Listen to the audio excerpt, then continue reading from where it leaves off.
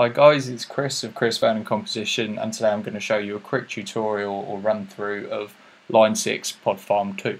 It's essentially a guitar plugin which enables you to line your guitar directly into the interface that's provided and emulates amps and distortions and has all sorts of effects and pedals that you could really want. I use it myself a lot in my compositions. I find it incredibly good, reliable, you get some really good tones out of it, and yeah, it's pretty affordable too. I purchased it for £150 off Amazon, but it's online. It's available on most online retailers like GAC or DV247, Dolphin Music, and all that. Does vary in price, but you have to have a look and see which one's giving you the best deal at the time. So yeah, let's start by opening it up. What you want to do first in the inspector is open it as an insert. It should be under Audio Units and Line 6, and there it is. Pod Farm. Oh, let's try that again. Let's give it a minute to load up. So this is the home screen, as it were. It initially starts by just running a default setting. What I should mention first, actually, the software, as when you buy it, comes with an interface. It's a Line 6 UX2 interface. It's got two inputs for microphones, two outputs. It's pretty simple, really, quite a basic interface, but works perfectly well with the software, as you'd expect. Right, so yeah, this is it. The initial page that you open has, like I said, a normal guitar preset.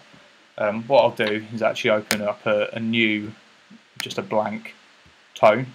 Okay, so down here you have kind of like a channel that essentially you can drag anything up here onto. So to start with, let's start with a guitar amp. So this is the start of the guitar amp section. You just wheel through until you find something that you want. So this is clearly like a replica of like a Marshall head, and comes with a cab as well, which is just meant to be, an emulation of a standard Marshall cab. So I suppose, in fact, this is like it kind of like goes straight up. You can set any kind of preset that you want, much like an amp. It's just exactly the same as tweaking one as you would in real life. Let's have a quick go. As you can hear, it does come with an enormous amount of bite straight away. It's a very clear signal, and that isn't without even touching anything or changing around with anything else or playing with the variables that you can use.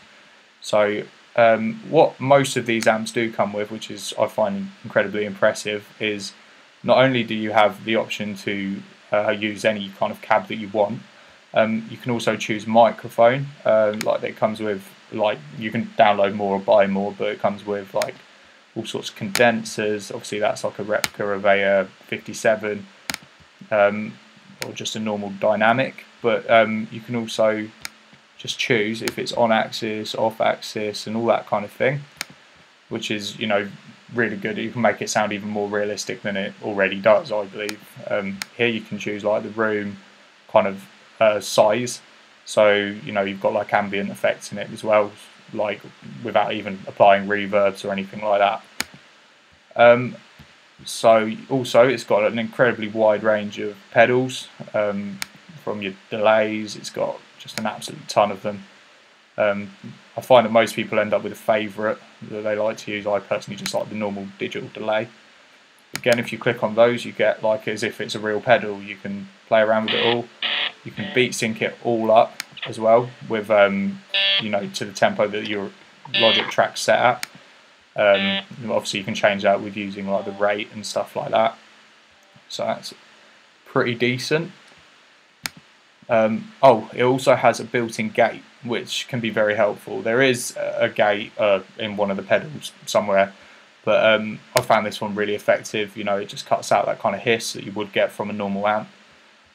All of these tones and things have been sampled from original amps as well.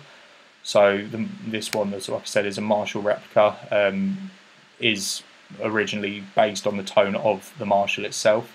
They found, like record it in rooms and all that kind of thing when you go into, like using the cabs and things like that. That's like actual natural reverbs, which is, something that you don't often find in this kind of thing.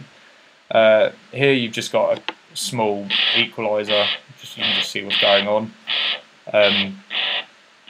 It shows you your outputs, so you don't want it peaking, obviously. Also, you can see it up here. Another thing that's a cool little feature, but that can be a little bit temperamental, is just tuner.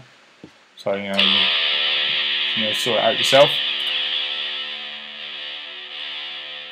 There we go. The tuner is a little bit fiddly, I have to admit. You might be better off, using the Logic one or an external one that you could buy. But yeah, it's incredibly helpful anyway to have it, so close and local to the plugin. And yeah, the list just goes on really. You can there's EQs, there's just a huge variety of things that it can take you forever because it's just got so much.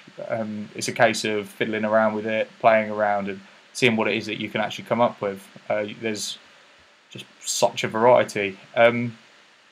As you're recording it, it's actually always constantly running. So as soon as you stick the input on, like this, in case you didn't know, just say if I click record,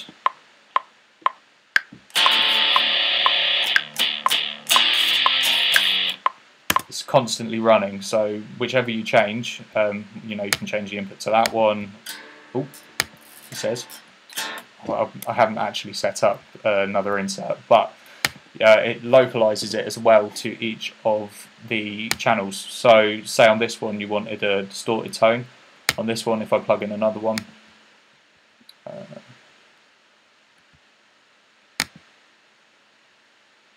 again, takes a little while to open.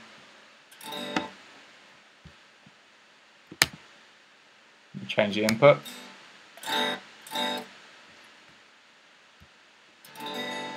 Not too sure about that, but even so, usually it just localizes to each individual track, and you don't have to go back onto the software to then change the